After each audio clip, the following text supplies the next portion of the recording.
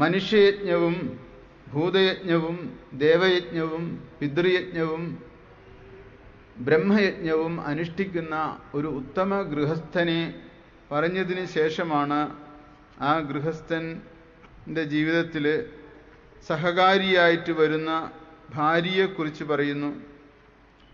അതിനുശേഷം അവളിലൂടെ ഒരു പ്രജയെ ജനിപ്പിക്കാനായിട്ട് തയ്യാറെടുക്കുന്ന ഗാർഹസ്ഥ്യ ജീവിതത്തിൽ അവർ കൊണ്ടുവരേണ്ടുന്ന ചില സംയമനത്തെയും നിയന്ത്രണത്തെയും ഒക്കെ കുറിച്ച് ആണ് ഇനി പറയുന്നത്. സ്ത്രീ ഗർഭിണിയായിക്കഴിഞ്ഞാൽ ജനിക്കുന്ന കുട്ടിയുടെ പാൽകുടി തീരുന്നത് വരെ അച്ഛനമ്മമാർ നിയന്ത്രിത ആശയന്മാരായിട്ട് ബ്രഹ്മചാരികളായി ജീവിക്കണം. അതാണ് അവസാനം പറഞ്ഞ് നിർത്തിയത്. അതായത് കുട്ടിയുടെ മുലപ്പാല് കുടിക്കുന്ന ആ പ്രായം കഴിയുന്നത് വരെ ബ്രഹ്മചാരികളായിട്ട് ജീവിക്കണമെന്ന് പറഞ്ഞതിന് ശേഷം അതിന് മാറ്റം വരികയാണെങ്കിൽ, ഏതെങ്കിലും തരത്തിൽ മാറ്റം വരികയാണെങ്കിൽ അത് കുട്ടിയെ ബാധിക്കും എന്നാണ് പറയുന്നത്. അതെങ്ങനെയാണ് ബാധിക്കുന്നത്? ഗർഭാശയത്തിൽ ഇരിക്കുന്ന കുട്ടിക്ക് അമ്മയിലെ വൈകാരിക താല്പര്യങ്ങളും സംഘർഷങ്ങളൊക്കെ പെട്ടെന്ന് ലഭിക്കുകയും കുട്ടിയുടെ ആന്തരിക ഘടനയുടെ നിർമ്മിതിയിൽ ഈ വൈകാരികതകളെല്ലാം ശേഖരിക്കപ്പെടുകയും സ്റ്റോർ ചെയ്യപ്പെടുകയും ചെയ്യും. അതുകൊണ്ടാണ് കുട്ടികൾ ചിലപ്പോൾ ഒക്കെ ജനിച്ചു കഴിഞ്ഞാൽ തന്നെയും അസ്വസ്ഥരായിട്ട് പെരുമാറിക്കൊണ്ടിരിക്കുന്നത്. ഇപ്പോൾ നമ്മൾ അതിനെ ഹൈപ്പർ ആക്ടിവിറ്റി എന്ന് പറയും. അതോടൊപ്പം തന്നെ ജനനാനന്തരം പാല് കുടിക്കുന്ന ആ കുട്ടി ഈ മുലപ്പാല് ദുഷിച്ചു പോകുന്നുവെന്ന് പറയുന്നു. അതെങ്ങനെ ദുഷിക്കുന്നു എന്ന് പറഞ്ഞാൽ, ഈ പാല് എന്നത് യഥാർത്ഥത്തിൽ മാതാവിൻ്റെ സാരമാണത്. ആ പാല് മാതാവിൻ്റെ ശാരീരികമായ തലത്തിൽ മാത്രമല്ല ഈ പാല് അമൃതായിട്ട് തീരുന്നത്.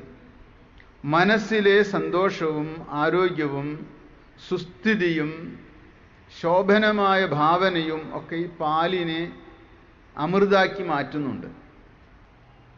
മാതാവിലുണ്ടാകുന്ന വൈകാരികമായിട്ടുള്ള താല്പര്യങ്ങൾ, ദേഷ്യം, വിരോധം ഒക്കെ തന്നെ ഈ പാലിനെ ദുഷിപ്പിക്കും.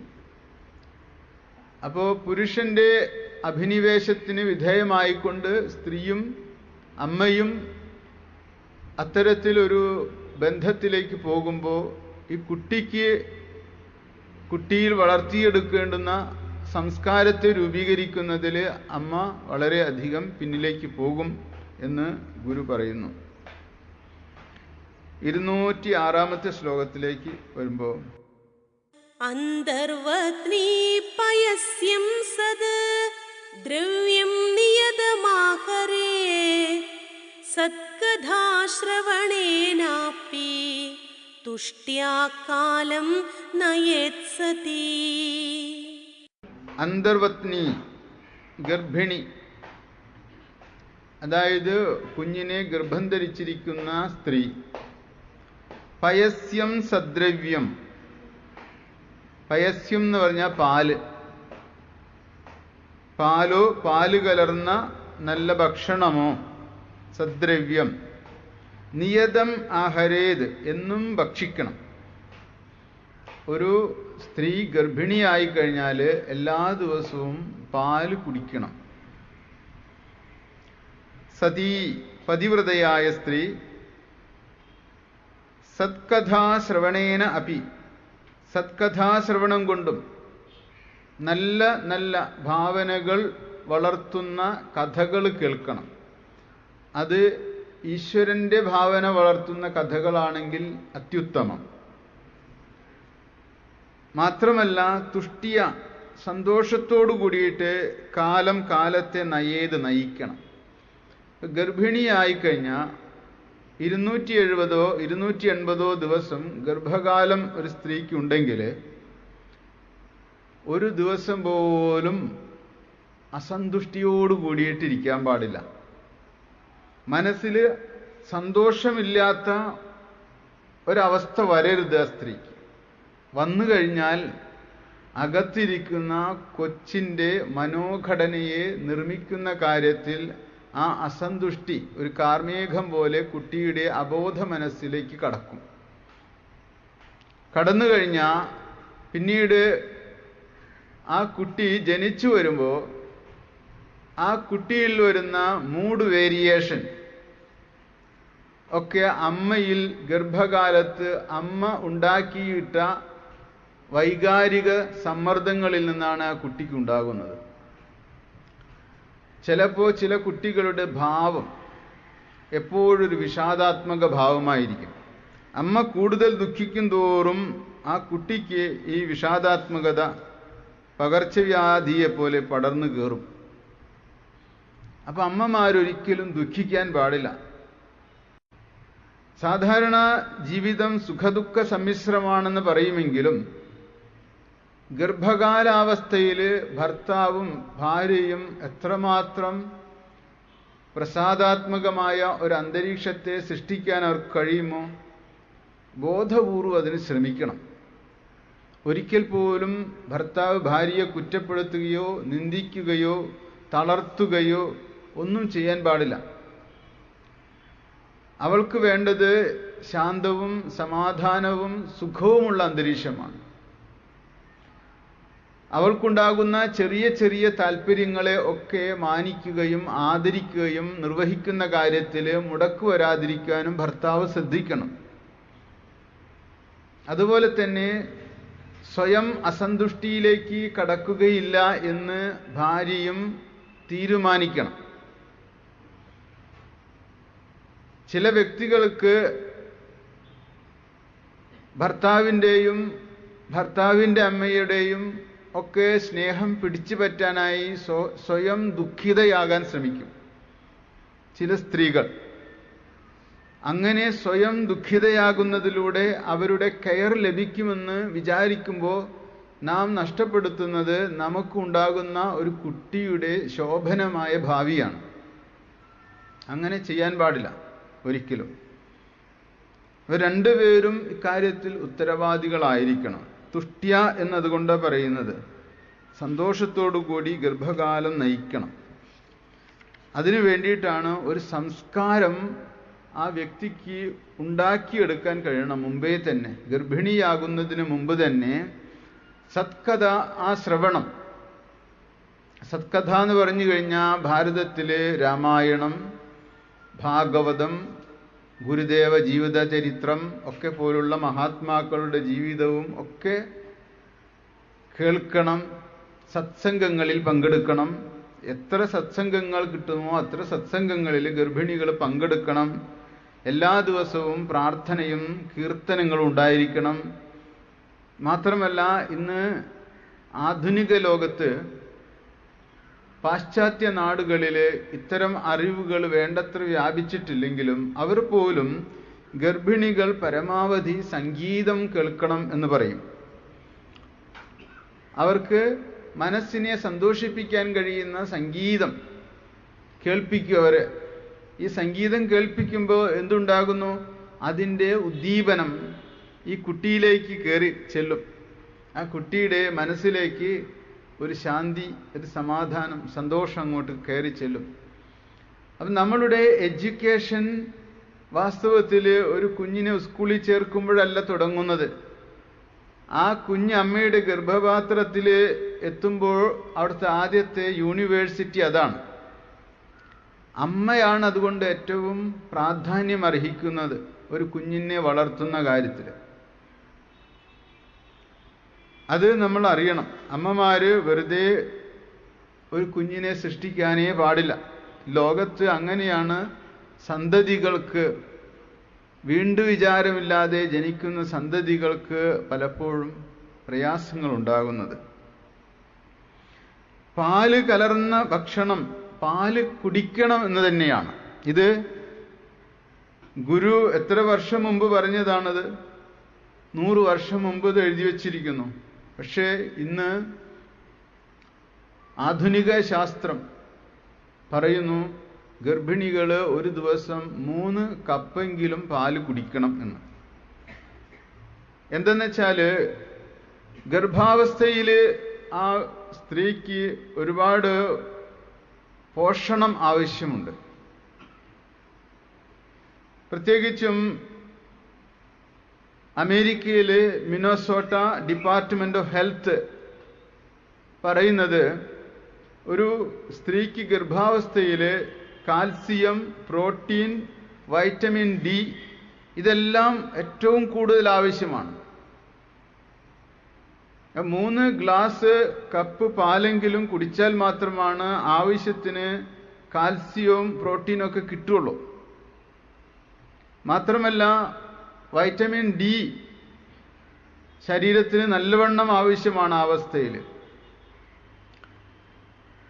കുട്ടികളുടെ വളർച്ചയെ സഹായിക്കുന്ന ഒരു ഘടകം, ഉയരമുള്ള കുട്ടികൾ ഉണ്ടാകുന്നതിൻ്റെ പിന്നിൽ പാല് കുടിക്കുന്നതിലൂടെ ആണ് എന്ന് മോഡേൺ ശാസ്ത്രം പറയുന്നുണ്ട്. നല്ല എണ്ണം പാല് കുടിക്കുമ്പോഴാണ് കുട്ടികൾക്ക് ഉയരമുണ്ടാകുന്നതെന്ന് അത് പരീക്ഷണങ്ങൾ നടത്തി തെളിയിച്ചിട്ടുമുണ്ട്. ഗുരു ഇത് പറയുമ്പോൾ നമ്മൾ പുരാതനരായിരിക്കുന്ന ഋഷിമാരും ആയുർവേദ ആചാര്യന്മാരും ഒക്കെ അവരുടെ വീക്ഷണത്തിലൂടെയും ദൃഷ്ടിയിലൂടെയൊക്കെ നോക്കിക്കണ്ട കാര്യങ്ങളെ ആണ് അപഗ്രഥിച്ച് ക്രോഡീകരിച്ച് തന്നിരിക്കുന്നത്. മാത്രമല്ല പാല് കുടിക്കുമ്പോൾ വാസ്തവത്തിൽ ഭാവിയിൽ ഒരിക്കലും അവർക്ക് ഡയബറ്റിസ് ഉണ്ടാവുകയില്ല എന്നാണ് പറയുന്നത്. രക്തത്തിലെ ആവശ്യത്തിന് ഇൻസുലിൻ കുട്ടിയുടെ രക്തത്തിലേക്ക് വരികയും അതിലൂടെ അവർക്ക് ഭാവിയിൽ വരാനിരിക്കുന്ന ഡയബറ്റിസിനെ പ്രതിരോധിക്കാൻ കഴിയുകയും ചെയ്യുമെന്ന് പറയുന്നു. അപ്പം ഇതൊക്കെ എന്തിനാണ് ഗുരു പറയുന്നതെന്ന് വെച്ച് കഴിഞ്ഞാൽ ഇത്രയും സ്റ്റഡി ചെയ്തിട്ടില്ലെങ്കിലും ആരോഗ്യകരമായ ഒരു ജീവിതത്തിന് കുഞ്ഞിന് വേണ്ടത്ര പോഷണം വേണമെന്ന് നമുക്കറിയാം. പല കുട്ടികളും ജനിച്ചു വീഴുമ്പോൾ നമ്മൾ കാണാറുണ്ട് ശോഷിച്ച്, ചിലപ്പോഴൊക്കെ നമുക്ക് തന്നെ ആ കുഞ്ഞിനെ കാണുമ്പോൾ ഒരു വിഷമം തോന്നും. അതെന്തുകൊണ്ടാണ്? അമ്മമാർ വേണ്ടത്ര പോഷണം ആഹരിക്കാത്തത് കൊണ്ടാണ്. സമാധാനത്തോടു കൂടിയിരുന്ന് ഭക്ഷണം കഴിക്കണം അമ്മമാർ. പാല് കുടിക്കുമ്പോൾ വെറുതെ അങ്ങ് മോന്തി കുടിക്കുകയല്ല ചെയ്യേണ്ടത്, ആസ്വദിച്ച് കുടിക്കണം പാല്. അങ്ങനെ ഒരു ജീവിത രീതി ഗർഭിണികൾ അവലംബിക്കേണ്ടതുണ്ട് എന്ന് ഗുരു പറയുകയാണ്. അന്തർവത്നി പയസ്യം സദ്രവ്യം നിയതം ആഹരേത് സത്കഥാശ്രവണം. സത്കഥാശ്രവണം, ചിലർക്ക് സത്കഥാശ്രവണം തന്നെ കേൾക്കുന്നത് തന്നെ വർജ്യമാണ് അവർക്ക്. അപ്പം അത് സംസ്കാരം മുന്നേ നമ്മൾ വളർത്തിയെടുത്താൽ മാത്രമാണ് ഗർഭാവസ്ഥയിലും നല്ല നല്ല കാര്യങ്ങൾ, നല്ല സംഗീതം ഒക്കെ, പ്രകൃതിയിലെ നല്ല ദൃശ്യങ്ങളൊക്കെ പോയി കാണണം. ഭർത്താവിൻ്റെ സാന്നിധ്യം എപ്പോഴും ഉണ്ടായിരിക്കണം ഭാര്യയ്ക്ക്.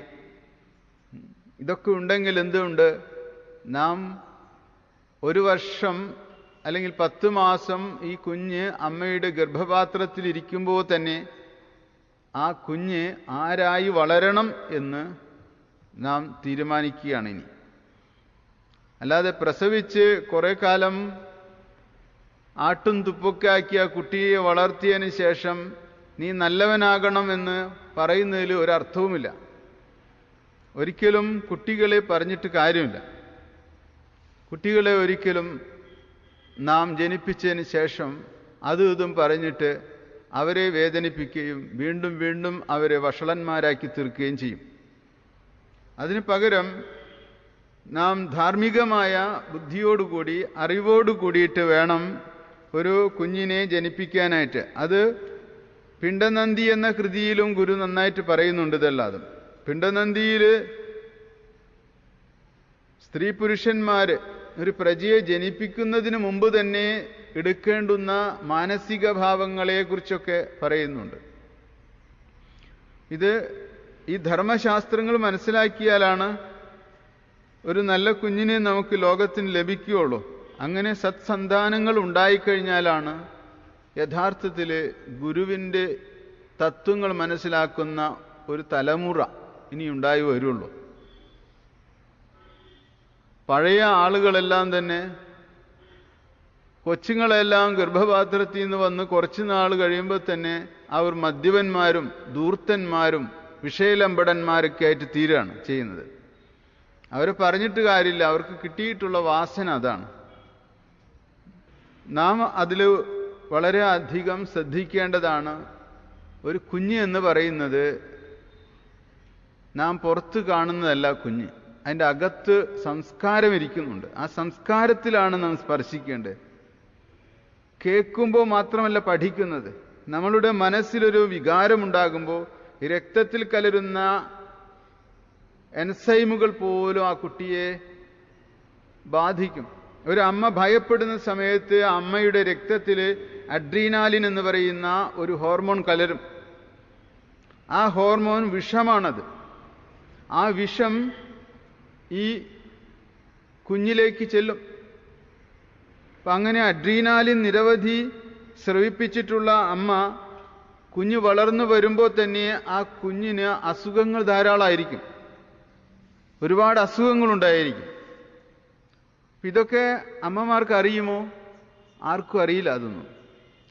അപ്പം നമ്മൾ ആരോഗ്യം എന്നത് മനസ്സിൻ്റെ സന്തുഷ്ട അവസ്ഥയ്ക്ക് പറയുന്ന പേരാണ് ആരോഗ്യം. അനാരോഗ്യം എന്ന് പറയുന്നത് സ്വയം ദുഃഖത്തെ വലിച്ചിഴച്ച് തൻ്റെ ജീവിതത്തിലേക്ക് കൊണ്ടുവരുന്നത് അനാരോഗ്യം. അങ്ങനെ മനസ്സിലാക്കണം. ആരോഗ്യമുള്ള മനസ്സ് എപ്പോഴും സന്തോഷമായിരിക്കാൻ ജാഗരൂകത ഉള്ളവരായിരിക്കും. ദുഃഖത്തെ മുമ്പേ അറിഞ്ഞ് ആ ദുഃഖത്തെ മാറ്റാൻ അവർ ശ്രമിക്കും. ഒരിക്കലും ദുഃഖം എനിക്ക് വേണം വേണം എന്നവർ പറയില്ല. അപ്പോൾ ആരോഗ്യമുള്ള